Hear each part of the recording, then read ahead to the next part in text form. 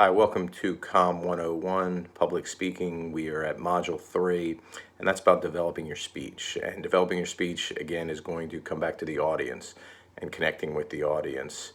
The book and the content for this module initially are going to discuss both preparing for the speech in terms of your introduction, the body of the speech, the conclusion, thinking about the one thing perhaps that you want your audience to take away. That's important. And the next chapter that we cover is actually on ethics. Ethics, when it comes to speaking, there's maybe a little bit of a surprise topic to cover, but it shouldn't be, because it comes down to credibility, trustworthiness, and believability.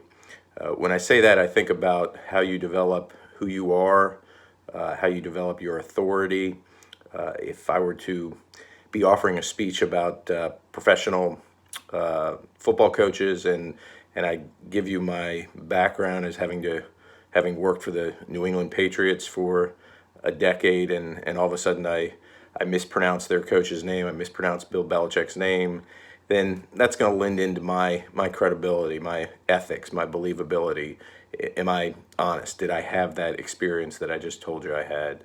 And then the other thing that I would point out is in-speech credibility. Everybody makes mistakes in speeches. Things don't go as planned. Unexpected events occur. But how do you acknowledge that, and how do you move on from that? Let's say I was giving this speech right now. The picture frame maybe behind me falls, cracks, smashes. It's important that I compose myself and continue, but to not acknowledge something like that might happen, even that is a little bit of, I think, a threat to your credibility and your connection with the audience. So be prepared in advance, but be prepared during the speech to acknowledge things that might not go as planned. Appropriately at times, you can work in a little bit of humor, but then continue on, and your audience will be forgiving. Your audience will be understanding. In some ways, you might even strengthen that connection with the audience.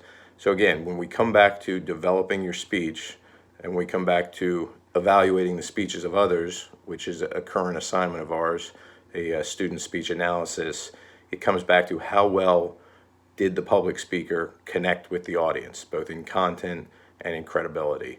And I think working together and working on these assignments, you'll see and get some tips on how to do so for your own speeches down the road.